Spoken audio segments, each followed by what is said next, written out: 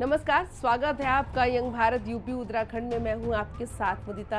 आइए चलिए देखते हैं यूपी की 10 बड़ी खबर। मुख्यमंत्री योगी आदित्यनाथ ने भ्रष्टाचार के खिलाफ फिर से कड़ा संदेश दिया है। मुजफ्फरनगर के एसडीएम जयेंद्र सिंह को पद के दुरुपयोग और सरकारी जमीन को अनुचित तरीके से संक्रमणीय घोषित करने के आरोप में निलंबित कर दिया गया है। इसी के साथ राज्यकर विभाग के 2 बड़े अधिकारी अरुण शंकर राय और सतीश कुमार पर भी गाज गिरी।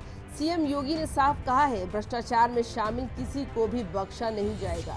3 दिवसीय भारतीय दौरे पर आए मॉरिशस के प्रधानमंत्री डॉक्टर नवीन चंद्र राम गुलाम ने काशी विश्वनाथ मंदिर में बाबा का विशेष पूजन किया। उन्होंने गंगा जल, दूध और शहद से बाबा का अभिषेक किया और हर हर महादेव का उद्घोष भी किया। मंदिर के पुरोहितों ने उन्हें रुद्राक्षमाला और त्रिपुंड भेंट किया। यूपी की राज्यपाल आनंदीबेन पटेल भी मौजूद रही। मॉरिशस पीएम ने धाम की खूबसूरती को अद्भुत बताया और कहा कि यहां आकर वे अभिभूत हुए हैं। जल्द ही अयोध्या और वाराणसी के बीच हाई स्पीड एक्सप्रेसवे बनेगा। करीब 200 किलोमीटर का ये सफर सिर्फ 2 घंटों में पूरा किया जाएगा।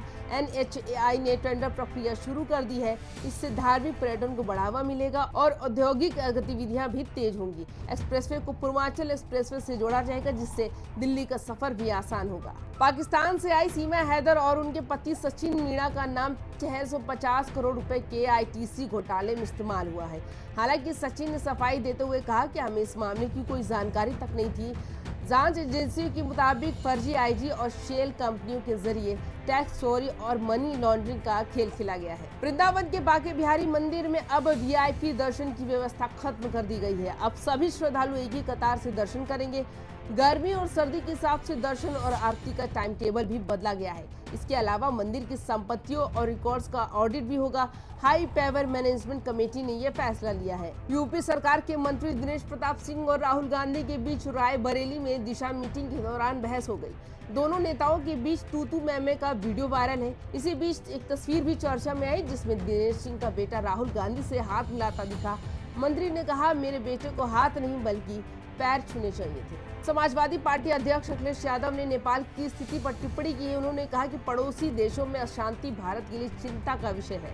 अखिलेश ने केंद्र सरकार की विदेश नीति पर सवाल उठाते हुए कहा कि गरीबी, महंगाई और बेरोजगारी पर ध्यान देने की जरूरत है। उन्होंने आरोप लगाया कि यूपी में चुनाव भी ईमानदारी से नहीं कराए जाते। राहुल गांधी के रायबरेली दौरे के दौरान जहां मंत्री दिनेश सिंह ने विरोध किया, वहीं उनके बेटे ने राहुल से हंसी खुशी मुलाकात की। ये तस्वीर सोशल मीडिया पर वायरल हुई और यूपी की राजनीति में हलचल मचा रही है। कहा जा रहा है कि राजनीति में विरोध और मुस्कान दोनों साथ साथ चलते हैं। नेपाल में हिंसा के बाद शंकराचार्य अभिमुक्तेश्वरानंद ने भारत को लेकर भी चेतावनी दी है। उन्होंने कहा कि अगर समय रहते सतर्कता नहीं बरती गई तो भारत में भी विद्रोह की स्थिति बन सकती है।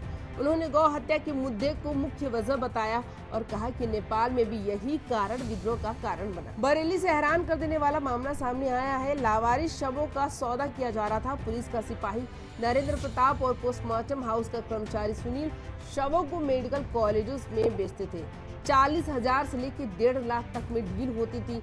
वीडियो वायरल होने के बाद पुलिस ने सख्त कार्रवाई की। तो ये थी यूपी की 10 बड़ी खबरें। यंग भारत यूपी उत्तराखंड को सब्सक्राइब जरूर कर ले। वीडियो पसंद आए तो लाइक शेयर भी जरूर कर ले। नमस्कार।